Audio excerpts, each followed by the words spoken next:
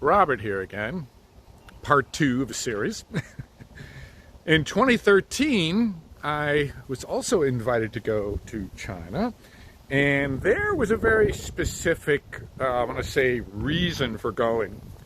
My teacher, Grandmaster Zheng Yongming, was wanting me to be certified as a master.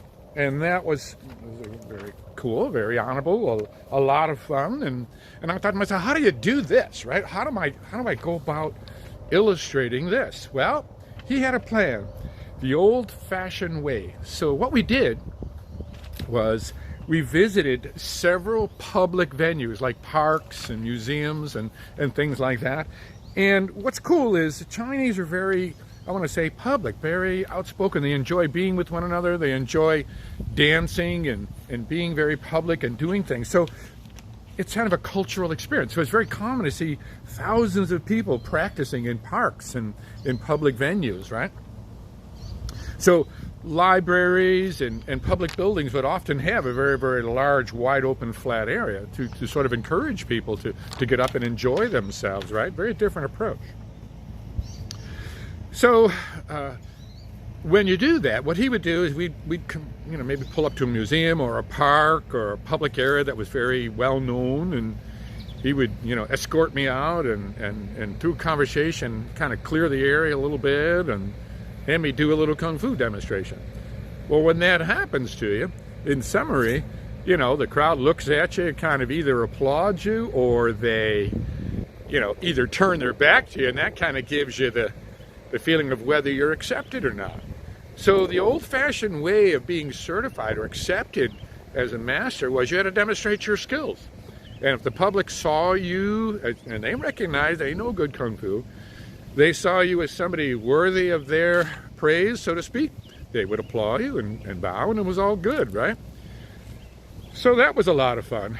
So that one there, we visited a lot of different cool places, met a lot of interesting people, and went through an old-fashioned sort of process of being certified.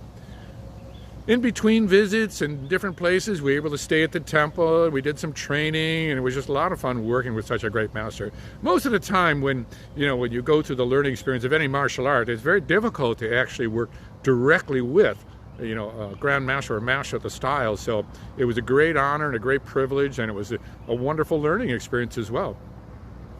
So I really want to say that last trip was wonderful. And during that process, the culmination of the trip was they had a great big ceremony. In other words, back at the temple, they hung this great big banner, and it was just so much fun to go through this process, and they made a pretty big deal. Again, the one challenge was I really didn't have any interpreters with me. I did have a person that occasionally was working with me, but I wasn't able to have somebody with me the whole time, which would have made my life a lot easier, So that was a lot of fun.